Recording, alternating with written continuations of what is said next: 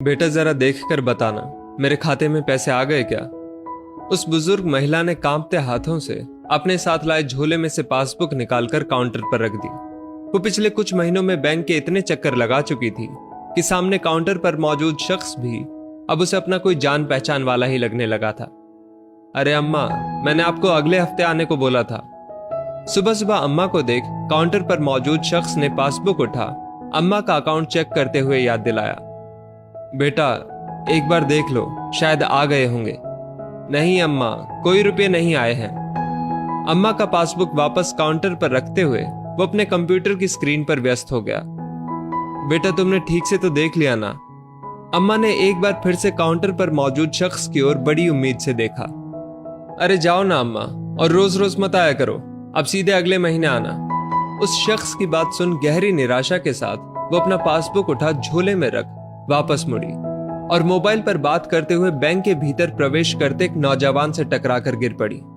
ओह माफ कीजिएगा माँ जी, आपको कहीं चोट तो नहीं लगी? उस नौजवान ने अपना सूटकेस बगल में रख फुर्ती से अम्मा को उठाया। तब तक काउंटर पर मौजूद शख्स भी अपना काम छोड़ तेजी से भागकर वहां तक आ पहुंचा। नहीं बाबू, कोई चोट नहीं लगी। झोला संभाल अम्मा उठ खड़ी हुई। अम्मा का काम हो गया? काउंटर पर मौजूद शख्स से बैंक के सीनियर सिटीजन ग्राहक के काम का जायजा लेना शायद उस नौजवान ने अपना कर्तव्य समझा। सर, अम्मा अपने अकाउंट से पैसे निकालने आई थी, किंतु पैसे अभी आए नहीं हैं। काउंटर पर मौजूद शख्स के हाव भाव से अम्मा समझ गई कि सामने खड़ा नौजवान उस बैंक के किसी बड़े ओहदे का मालिक है। लेकिन वृद्धा पेंशन तो पिछले हफ्ते ही सभी के अकाउंट में डाल दी गई है। उस नौजवान ने काउंटर पर मौजूद शख्स की ओर सवालिया निगाहों से देखा। नहीं नहीं बाबू, वृद्धा पेंशन नहीं चाहिए, मेरा बेटा रुपये भेजता है। अम्मा का स्वाभिमान देख वो नतमस्तक हुआ। अच्छा अच्छा, तो अभी तक रुपये नहीं आए? सर, पिछले 6 महीनों से अम्मा के अकाउंट में कोई रुपया नहीं आया है, लेकिन अम्मा रोज बैंक आ जाती हैं। आप मुझे अपनी पासबुक दिखाइए। देखिए ना बाबू। अम्मा ने फिर से अपने कांपते हाथ झोले में डालकर लगभग चिथड़ा बन चुकी पासबुक उसके हाथ में दे दी। उसने उलट पुलट कर देखा। अम्मा की पासबुक में पिछले 6 महीने को छोड़कर हर महीने की 2 तारीख को 2000 रुपए नियमित रूप से भेजे गए थे। अब आपका बेटा रुपए नहीं भेजता तो आप वृद्धा पेंशन के लिए आवेदन क्यों नहीं देती? उस अजनबी अम्मा के लिए उसे थोड़ी चिंता हुई। नहीं बाबू, माँ बाप खैरात पर पले, ये मेरे बेटे को पसंद नहीं। ये सुन उस बुजुर्ग अम्मा के प्रति उसके दिल में सम्मान 2 गुना हो गया। लेकिन अब वो रुपए भी तो नहीं भेजता, आपकी जिंदगी कैसे चलेगी? जिंदगी तो चल रही है बाबू, लेकिन एक ही गम है कि अब उससे बात नहीं हो पाती और ना ही उसका कोई हालचाल मिल पाता है। आपके पास उसका कोई मोबाइल नंबर है? इसी खाते में लिखा है बाबू, लेकिन सरपंच कहते हैं अब उस पर बात नहीं हो सकती। क्यों? वो नंबर बंद हो गया है। अच्छा, आप यहीं बैठिए, मैं देखता हूं। वो अम्मा की पासबुक लिए अपने केबिन के भीतर चला गया। मुश्किल हालात में भी अम्मा में मौजूद स्वाभिमान से प्रभावित होकर उस स्वाभिमान को जस का तस बरकरार रखने के लिए अपनी अच्छी खासी तनख्वाह में से हर महीने 2000 रुपए अम्मा के अकाउंट में डालना उसके लिए कोई बड़ी बात नहीं थी।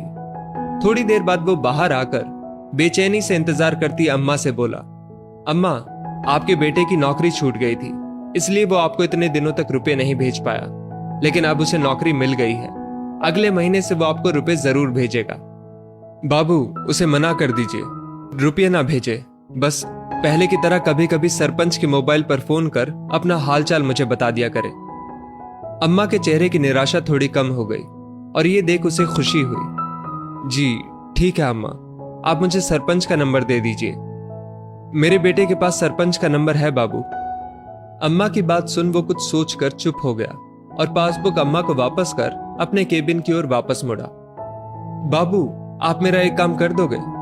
अम्मा ने उसे रोकते हुए पूछा। जी हाँ, कहिए। बाहर मेरा आदमी बैठा है, आप एक बार उससे भी कह दो कि आपकी मेरे बेटे से बात हो गई है। अम्मा ने उसके सामने हाथ जोड़े। हाँ, लेकिन ये बात तो आप भी कह सकती हैं। वो मेरी बात पर विश्वास नहीं करेगा। क्यों? वो कहता है कि हमारा बेटा मर चुका है। क्या? उसके पैरों तले मानो जमीन ही खिसक गई। हाँ बाबू, वो कहता है कि कोई कोरोना वाला राक्षस हमारे बेटे को खा गया। ये कहते कहते अम्मा अपने पति की झूठी जानकारी के प्रति तैश में आ गई और अब तक अम्मा के प्रति सहानुभूति में झूठ बोलता वो बैंक अधिकारी सच्चाई समझ निशब्द हो गया। सचमुच कुछ घटनाएं आपको निशब्द कर देती हैं। दोस्तों, इस स्टोरी को लेकर आपकी क्या राय है नीचे कमेंट करके जरूर बताइएगा, और ऐसी ही और भी बेहतरीन वीडियोस के लिए हमारा पेज जरूर फॉलो करें। धन्यवाद।